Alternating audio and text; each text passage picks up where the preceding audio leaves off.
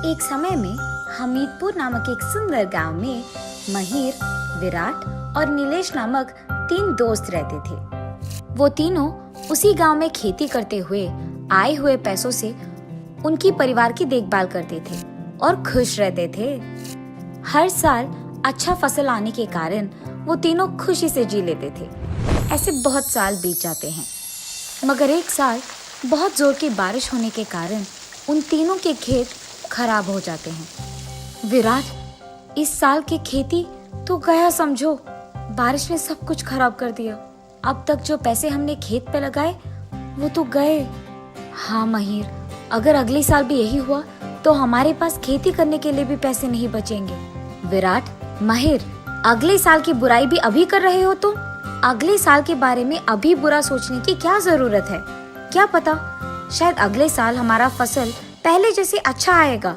हमें आने वाले कल के बारे में कुछ नहीं पता है, तो क्यों ना हम अगले साल के बारे में अच्छा सोचकर फसल उगाएं? नीलेश सही कह रहा है। क्यों ना हम अच्छा सोचकर अगले साल के लिए अभी फसल लगा दें। क्या पता शायद इस बार फसल अच्छा उगे। अच्छा सोचकर वो तीनों अगले साल के फसल के लिए उगाते हैं, लेकिन पानी ना होने के कारण उन्हें फसल नहीं मिलता है और इसी कारण तीनों निराश बैठे रहते हैं। पिछले साल की तरह इस साल भी पैसे हमारे बर्बाद हो गए हैं, हमारे खेत बर्बाद हो गए हैं और मैंने सारे पैसे इसी फसल पे लगा दिया। अब मुझे पता नहीं चल रहा कि मैं अपने परिवार का कैसे देखभाल करूंगा। अरे हाँ यार, मुझे भी कुछ समझ में नहीं आ रहा। मैंने भी अपने सारे पैसे इसी फसल पे लगा दिए हैं। अब अगर कुछ व्यापार भी करना है तो उसके निवेश के पैसे तक नहीं है मेरे पास। देखो दोस्तों, इस सब के बारे में सोचकर निराश होने की कोई जरूरत नहीं है। अगर हम निराश या दुख बैठे रहेंगे तो इसका हल कभी नहीं ढूंढ पाएंगे। तो इससे बेहतर है कि हम तीनों मिलके कुछ व्यापार करने की कोशिश करते हैं। मुझे यकीन है कि कुछ ना कुछ काम हो ही जाएगा। उसके ऐसे कहने के बाद तीनों बहुत गहरी सोच में पड़ जाते हैं। अरे नीलेश, विराट, तुम लोगों को पता है ना कि मैं अपने घर पे मुर्गियों को ज्यादा पालता हूँ। उसके कारण मेरे घर पे हमेशा अंडे बहुत पड़े रहते हैं। क्यों ना हम उन अंडों को बेचकर आए हुए पैसों से और अंडों को खरीदकर उन्हें भी बेचकर ऐसे इसको एक व्यापार बना दें। अगर यही व्यापार करेंगे तो निवेश के पैसों के लिए कोई दिक्कत नहीं होगी, क्योंकि अंडे तो हमारे पास पहले से ही है। तुम्हारे विचार तो सही है, पर अंडे बेचेंगे तो हमें सिर्फ 5 रुपए मिलेंगे, पर अगर तले हुए अंडों को बेचेंगे तो हमें 15 रुपए मिलेंगे। इसका मतलब है कि हमें 10 रुपए का लाभ मिलेगा। इसीलिए हम अंडों को नहीं बल्कि उन्हें ऑमलेट बनाकर बेचेंगे। तब हमें हर एक अंडे के लिए 10 रुपए का लाभ मिलेगा। ये भी एक अच्छा विचार है, लेकिन हमें ऑमलेट को बनाने के लिए कुछ सामग्री की जरूरत होगी ना, उसका क्या करें? अरे नीलेश, तुम उसके बारे में फिक्र मत करो। तुम्हें तो पता है कि मेरा आदत है कि सामग्री में हमेशा 1 महीने के सारे पहले ही रख देता हूँ घर पे। अभी भी मेरे घर पे कुछ सामान पड़े हैं, इसलिए हम उसका इस्तेमाल कर पाएंगे। उनसे हम ऑमलेट बना पाएंगे। हाँ, ये अच्छा विचार है। और हाँ दोस्तों, हम दुकान मेरे घर के बाहर लगाएंगे, क्योंकि सबको पता है कि मेरा घर गांव के बीच में है। इसी कारण हमारे पास ग्राहक और आएंगे, तो हम जल्दी से दुकान मेरे घर के बाहर तैयार करके कल ही से शुरू कर सकते हैं। अरे वाह, ये भी सही है विराट। तुम्हारे घर के सामने वाकई ही जगह बहुत है और तुम्हारा घर गांव के बीच में भी है। इसका मतलब ग्राहक भी और आएंगे। तो क्योंकि तुम्हारे पास दुकान के लिए स्थान, मेरे पास दुकान के लिए सामग्री और इसके पास अंडे हैं, हम कल ही से हमारा व्यापार शुरू करेंगे। क्या कहते हो दोस्तों? मंजूर है, मंजूर है। ऐसे वो तीनों दोस्त उनके फैसले के मुताबिक ही अगले दिन उनका व्यापार शुरू करते हैं और गर्मा गर्म ऑमलेट डालकर बेचने लगते हैं। ऑमलेट, ऑमलेट, गर्मा गर्म ऑमलेट। एक ऑमलेट का सिर्फ 15 रुपए। आइए बाबू, आइए, जल्दी जल्दी आइए। इसकी आवाजें सुनकर उस तरफ से जाते हुए सारे गांववासी वहां आकर ऑमलेट खाकर ही जाते थे। ऐसे ही विराट ऑमलेट बनाता था, माहिर उन ऑमलेट्स को ग्राहक तक पहुंचाता था और नीलेश उनसे पैसे लेता था। ऐसे उनका दिन बहुत व्यस्त चले जाता है और उनको पता भी नहीं चलता है कि रात कब हो जाती है।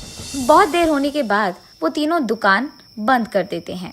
अरे यार नीलेश, हमारा व्यापार तो पहले ही दिन इतना अच्छा चला। देखो हमने कितने पैसे कमाए हैं। मुझे तो लग रहा है कि व्यापार खेती से बेहतर है। अगर हमारा ऐसे ही चलता रहा ना तो बहुत ही जल्द बहुत सारे पैसे कमा पाएंगे। हाँ यार, बात तो सच है। तब से वो तीनों ऑमलेट का व्यापार करते हुए बहुत खुश रहते हैं। विराट की अच्छे ऑमलेट बनाने के कारण उस गांव में सारे लोग उसी के दुकान को जाते थे और ऐसे ही बहुत ही कम समय में उनका ऑमलेट का दुकान बहुत प्रसिद्ध हो जाता है। ऐसे कुछ दिन बीत जाते हैं। एक दिन तीनों मिलकर आए हुए पैसों को बांट रहे थे। इन स्वादिष्ट ऑमलेट्स को मैं ही बना रहा हूँ। मेरे ही कारण इस गांव के सारे लोग इस दुकान को आ रहे हैं। काश मैं व्यापार अकेले करता, तब ये सारे पैसे मेरे ही होते, ये व्यापार मेरा होता। अभी भी देर नहीं हुई है। मैं अपने दोस्तों को बता देता हूँ कि मुझे ये व्यापार अकेले करना है और कल से इनको दुकान आने से मना कर दूंगा। दुकान का जगह भी तो मेरे ही घर में है। ऐसे करूंगा तो आगे जो भी पैसे मिलेंगे वो सारे मेरे होंगे। मेरे पास मौजूद अंडों को अगर मैं ही बेचा होता तो शायद ये सारे पैसे मेरे ही होते और मुझे इसे बांटने की कोई जरूरत नहीं पड़ता। मैंने एक गलती किया है ये करके कि मेरे अंडों को मेरे दोस्तों से बांटा है। अब व्यापार भी हम इसीलिए साथ में कर रहे हैं। एक काम करूंगा, मैं अपने दोस्तों को बोल दूंगा कि कल से ये व्यापार मैं अकेले करूंगा, तब ये सारे पैसे मेरे ही होंगे। मुझे अपने पैसों का ऐसे बंटवारा करने की कोई जरूरत नहीं पड़ेगी।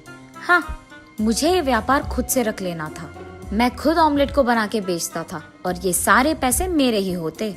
इसीलिए मैं इन दोनों को कह दूंगा कि कल से मुझे ये व्यापार अकेले में करना है। ऐसे ये सारे पैसे मेरे हो जाएंगे।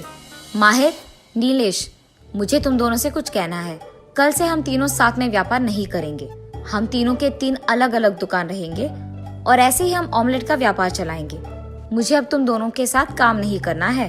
अरे वाह विराट, तुमने तो मेरी दिल की बात कह दी। हाँ, मुझे भी तुम लोगों के साथ काम नहीं करना है। मैं खुद से व्यापार चला लूंगा।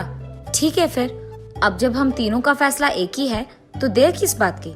चलो अलग अलग व्यापार रखेंगे और खुश रहेंगे। ये फैसला करके वो तीनों वहाँ से अपने अपने घर चले जाते हैं।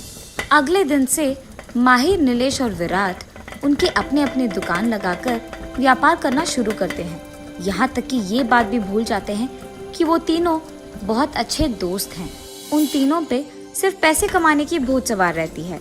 ऐसे कुछ दिन बीत जाते हैं। विराट उसके व्यापार में खुद से स्वादिष्ट ऑमलेट बनाकर उन्हें ग्राहक को देकर और उनसे पैसे लेकर ऐसे सारे काम अकेले करने के कारण बीमार पड़ जाता है और व्यापार ठीक से ना संभाल पाने के कारण वो घर पे ही रहता है और दुकान नहीं खोलता है। और ऐसे कई दिन बीत जाते हैं। बहुत दिन से ऐसे घर पे पड़े रहने के कारण उसके पास मौजूद सारे पैसे खर्च हो जाते हैं। इसी कारण वो बहुत दुखी होता है और उस दुख में उसे अपने दोस्तों की याद आती है। पैसों की लालच में तो मैंने अपने खुद के दोस्तों को छोड़ दिया है। मुझे ऐसा नहीं करना था और आज मुझे तकलीफों में सिर्फ मेरी दोस्तों की याद आई है। कुछ भी हो जाए, मुझे अपनी गलती का एहसास हो गया है। मुझे उनके पास जाकर माफी मांगना होगा। चाहे कुछ भी हो जाए, मुझे बस उनके साथ रहना है। मेरे दोस्त मुझे पैसों से बढ़कर है। मैं सिर्फ उनके साथ खुश रह पाऊंगा।